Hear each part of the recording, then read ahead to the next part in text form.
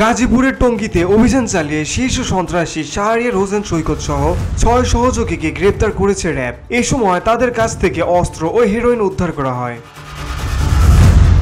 গত 9 এপ্রিল বুধবার রাতে টঙ্গীর মাজার বস্তিতে অভিযান চালিয়ে তাদের গ্রেপ্তার করা হয়। গ্রেপ্তারকৃতরা হলো শাহরিয়ার হোসেন সৈকত, শাহানুর আহমেদ অমিত, হীরা, বাইজিদ, জাহিদ এবং নূর ইসলাম। এই সময় তাদের কাছ থেকে একটি রিভলভার, শর্টগানের 4 রাউন্ড গুলি, হেরোইন, মোবাইল ও নগদ টাকা উদ্ধার করা হয়। জানা গিয়েছে যে শীর্ষ সন্ত্রাসী শাহরিয়ার হোসেন গত 5 আগস্ট বৈষম্য বিরোধী ছাত্র আন্দোলনে গাজীপুর এলাকায় ছাত্রদের উপর হামলার নেতৃত্ব দিয়েছেন বলে জানায় RAB.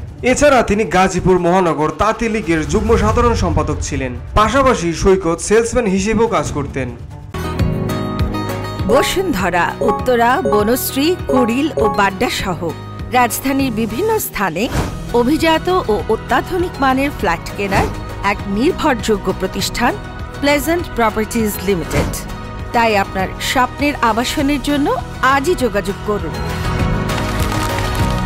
Pleasant properties limited, where destiny matches eventually.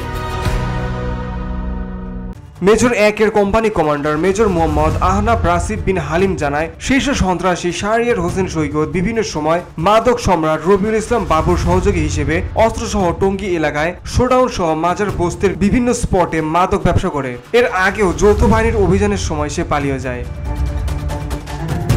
Beauty Bangla news desk.